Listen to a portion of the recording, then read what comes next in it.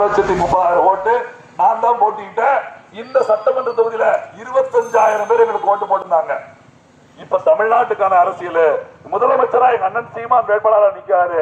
234 பேர் நாங்களும் நிக்கிறோம். இப்பவும் 117 பெண்கள், 117 ஆண்கள். அந்த 117 பெண்கள்ல ஒரு திருநங்கை.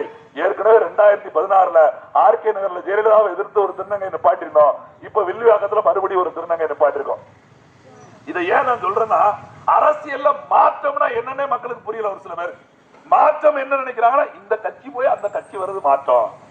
ஆட்சி கவுந்துருச்சு, மாறிடுச்சு. ஆட்சி மாறுவதல்ல மாற்றம், ஆட்சி முறை மாறணும். திமுக வந்தாலும் ஜாராய கடை, அதிமுக வந்தாலும் ஜாராய கடை, இதுல மாற்றம் கிடையாது. திமுக வந்தாலும் லஞ்சம், அதிமுக லஞ்சம், இதுல மாற்றம் கிடையாது. திமுக வந்தாலும் மண்ணலும், அதிமுக வந்தாலும் மண்ணலும், இதுல மாற்றம் கிடையாது. திமுக வந்தாலும் மலையை உடைச்சு கேரளா கொண்டு போயும், அதிமுக வந்தாலும் மலையை உடைச்சு கேரளா கொண்டு, இதுல மாற்றம் கிடையாது. திமுக வந்தாலும் அரசு வேலைக்கு லஞ்சம் கொடுக்கணும், அதிமுக வந்தாலும்